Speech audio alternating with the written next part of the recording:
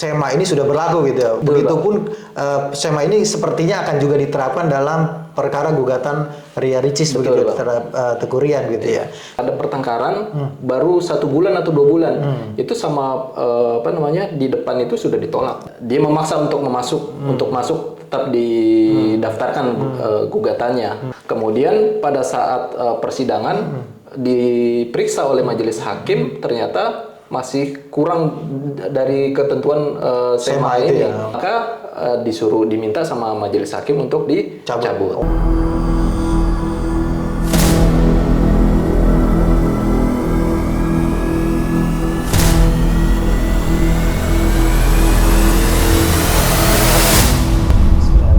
Assalamualaikum warahmatullahi wabarakatuh. Assalamualaikum warahmatullahi wabarakatuh. Kembali lagi di YouTube channel Halo Pengacara. Apa kabarnya sahabat Halo Pengacara? Semoga dalam keadaan sehat walafiat ya.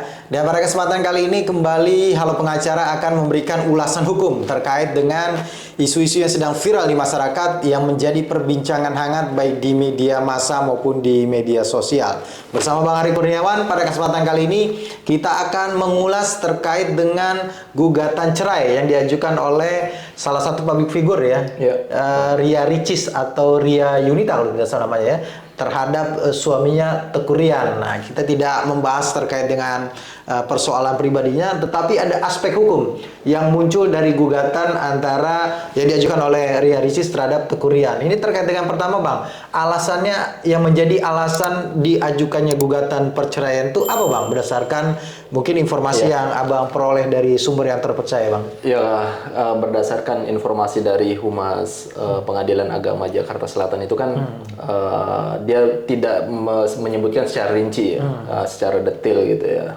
terkait dengan perceraiannya. Intinya adalah adanya perselisihan di antara mereka gitu. Ada perselisihan ya. Apakah juga sudah tidak sejalan begitu ya antara Teuku Ryan dengan Ria Ricis. Nah, ini kan kalau tidak salah kan pernikahannya itu belum lama ya, Bang ya. 21 November bulan November lah gitu ya. Bulan November 2021 gitu ya, dan ini baru 2024 gitu ya. Yang menjadi persoalan itu adalah apakah ini kemudian perselisihan yang tadi Abang maksud itu juga disebutkan di situ berapa lama sudah terjadi gitu, Bang?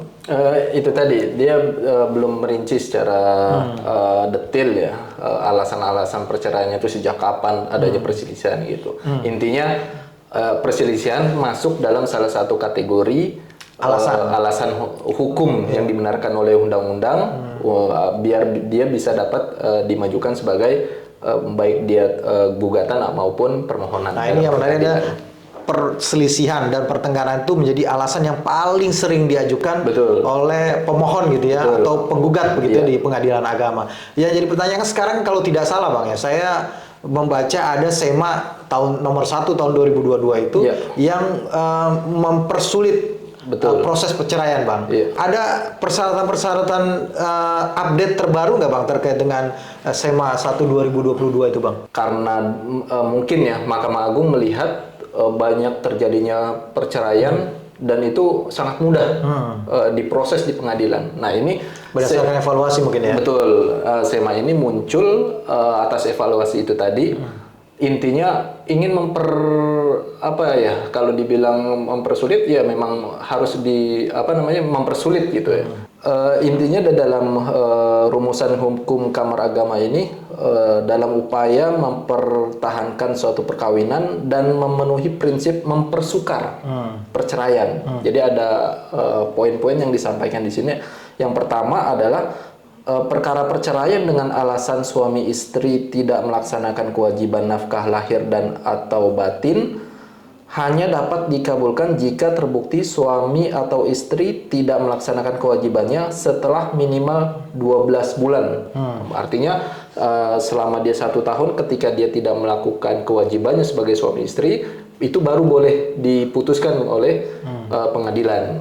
Nah, yang kedua, perkara perceraian dengan alasan perselisihan dan pertengkaran yang terus-menerus dapat dikabulkan apabila terbukti suami atau istri berselisih dan bertengkar terus-menerus atau telah berpisah tempat tinggal selama minimal 6 bulan. Oh, jadi ada ketentuan seperti itu ya? Betul, Bang. Ya, kita kan nggak tahu tadi Abang bilang bahwa detailnya tidak tahu mengenai alasan gugatan cerainya Ria Ricis ya, karena juga dari Humas PA Jakarta Selatan tidak hanya menyebutkan secara global begitu ya, Bang. Adanya perselisihan. Nah, sekarang pertanyaannya, Bang, apakah SEMA ini dalam praktiknya itu sudah diterapkan, Bang? Ya, kalau berdasarkan pengalaman kita di dalam rangka penanganan hukum, itu sudah di beberapa pengadilan negeri, di pengadilan agama itu sudah diterapkan. Pada saat sebagai contoh di pengadilan di Bekasi ya, di Bekasi itu pada saat kita memajukan permohonan, ternyata dilihat ini baru ada pertengkaran baru 1 bulan atau 2 bulan, itu sama di depan itu sudah ditolak gitu ya. Jadi memang sudah diterapkan SEMA ini terkait dengan apabila alasan gugatan perceraian itu karena adanya pertengkaran dan perselisihan, maka waktu minimalnya itu adalah terjadinya 6 bulan gitu ya, 6 bulan ya. Kalau kurang dari itu maka dalam prakteknya ditolak begitu ya. Atau kalau yang sudah sampai persidangan ada nggak? Iya, ada perkara yang dikonsultasikan ke kita, dia sudah jalan sendiri itu, dia memaksa untuk masuk tetap didaftarkan gugatannya, permohonannya di pengadilan agama. Kemudian pada saat persidangan diperiksa oleh majelis hakim, ternyata masih kurang dari ketentuan SEMA ini, maka diminta sama majelis hakim untuk dicabut. Oh, dicabut ya. Baik ya, ini berarti sudah SEMA ini sudah berlaku gitu ya. Begitupun SEMA ini sepertinya akan juga diterapkan dalam perkara gugatan Ria Ricis begitu terhadap Teguh Rian gitu ya. Ya, baik Bang Ari, mungkin ini kesempatan awal ya kita mengulas tentang aspek hukum terhadap gugatannya Ria Ricis. Memang kalau nanti ada informasi yang terkait dengan aspek hukum lainnya yang kemungkinan akan muncul ya dalam pemeriksaan perkara ini, kita akan sampaikan dalam ulasan hukum selanjutnya begitu ya, sebagai bagian daripada edukasi kepada masyarakat. Terima kasih Bang Hari atas waktunya. Terima kasih juga sahabat Halo Pengacara yang sudah menyaksikan video ini sampai dengan selesai. Jangan lupa dukung terus Halo Pengacara, subscribe YouTube channel Halo Pengacara dan nyalakan loncengnya supaya terus mendapatkan notifikasi video-video terbaru dari Halo Pengacara. Terima kasih. Salam Halo Pengacara. Assalamualaikum warahmatullahi wabarakatuh. Waalaikumsalam.